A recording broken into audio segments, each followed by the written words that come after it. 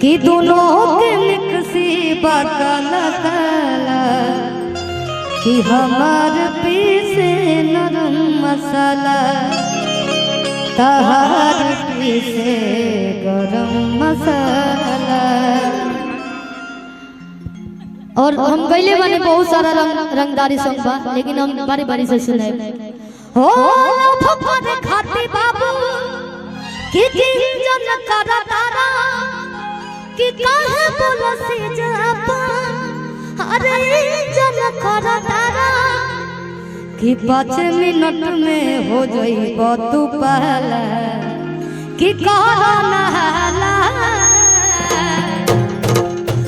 कि हमार मिक्सी तहार मिक्सी हमार मिक्सी तहार मिक्सी दोनों के मिक्सी काला काला हमार पीसे नरम मसाला तहार पीसे गरम मसाला हमार पीसे नरम मसाला तहार पीसे गरम मसाला।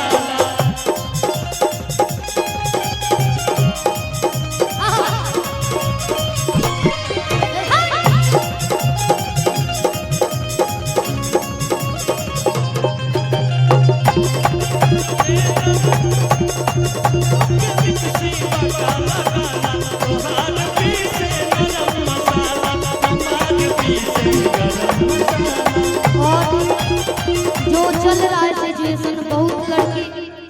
लड़की बारूद बोली सा हैं कोनो नरम दिमाग के कोनो गरम दिमाग के ई बहुत गरम दिमाग की तो ये बोल रही है कि दिल के मार लागे खो जाता रा भैया पीछे हट जाइए हाली ना वो बोझाता रा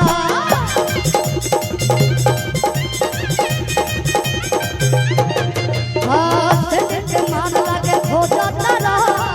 हाली ना वो बोझाता रा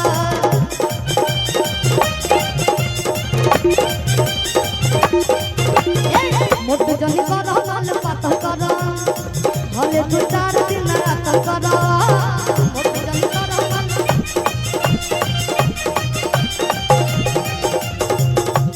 कि अपन बुरा हमार कोई चाह भाला कि बन तारा लाला अरे हमार मिक्सी हमार मिक्सी हमार मिक्सी हमार मिक्सी दोनों के मिक्सी काला काला हमार पीसे नरम मसाला तहार पीसे गरम मसाला हमार पीसे नरम मसाला तहार पीसे गरम मसाला